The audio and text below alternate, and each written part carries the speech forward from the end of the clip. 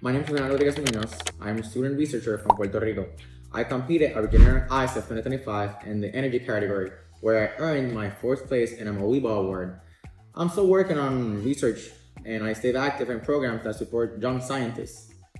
That's why my project focused on building a solar cell chip with an internal DC to AC transformation. I wanted to improve the way solar energy reaches homes. Solar panels produce direct current.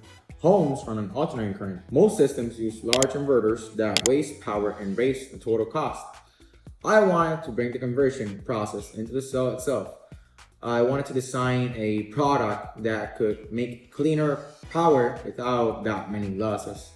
The idea formed after many failures. I burned circuits, I miscalculated simple details because I learned about how sensitive power electronics truly are. Seeing how much energy vanished through heat and twitching losses made the problem feel a little bit personal, right?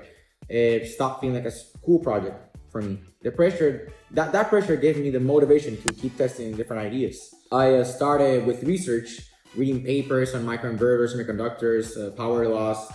I worked with a little bit of Brown spice models. I don't know if you guys know it, but it's to test waveforms and materials, right? I filled my notebooks with sketches and layouts because I wanted to understand how every piece interacted. That stage took a lot of patience because sometimes even just an entire week gave me one useful clue instead of a lot. So I searched for the good mentors who understood power electronics. Their guidance helped me avoid designs that look good on paper but failed in real tests. They pushed me to justify every decision. If I had to add a component, I had to explain why and how it solved the problem. That mindset became one of the most valuable parts of the project because for the prototype, I used breadboards, transformers, capacitors, resistors, contest volts and modulators, relays. I recorded voltage currents, switching behaviors, without harmonic distortions. After many trials, I repeated the test until the data stayed stable because you have to show how the model is wrong and how you can correct it. During the ISEF judgment, I was asked about safety, long-term performance, the overall behavior, and the limits of my system. Some judges wanted to know how I could make it in a large array. Others wanted to know how I could reduce the switching cycle. These questions made me see that details are what matters in energy systems. Talking about ISEF a little bit, it felt really intense and inspiring at the same time because we walked into a hall filled with students that work months and even a year.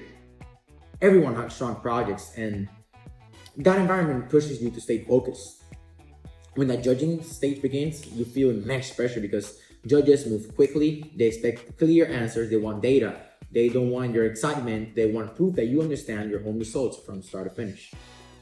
One moment that stayed with me was when the judge asked me how the chip will respond to thermocycling in hot climates, because another one decided to ask me how would I scale it in a community without raising the harmonic distortion. Those were very practical questions. They made me think about far applications beyond a prototype. My project can grow so much if I treat it as a real engineering problem instead of a ISEF program. Outside of judging, of course, I've met a lot of students and I worked with a lot of them right now. Some I'm working with biological, some I'm working into the artificials. But right now, I left the event with a sense that the long-term research is has so much discipline that not every project is there. My advice for you guys is you have to be simple and honest. You have to understand your project. Do not rely on memorized answers, right? Know why are you saying every word. When a judge asks you for an explanation, your confidence should come from a real understanding of the project, not a script. And so you have to organize your data, right? Organize it. Keep your trials clear. Keep your spreadsheets clean, please. If something looks strange, investigate it, because small errors become problems when you reach the final stages of your project. When you present slowly. Speak with intention. Use simple language, not jargon. Do not hide it behind technical terms you don't even understand. Explain why you make each choice. Judges respect clarity rather than complicated vocabulary. If you get hard questions, breathe, think, and answer what you know. Honesty really matters. If you got to build often, test often. Do not wait for the perfect idea, because most projects like mine grow through small steps. You learn by trying, not by doing the first thing. For resources, as you guys know, RISE has a lot of trackers, a lot of journals, awards, and conferences. It helps you find places to publish or present your work. Thank you for listening. I hope this research journey challenges you, teaches you, and brings you closer to the problems that you want to solve. The growth matters as much as the results, and please be humble. Thank you.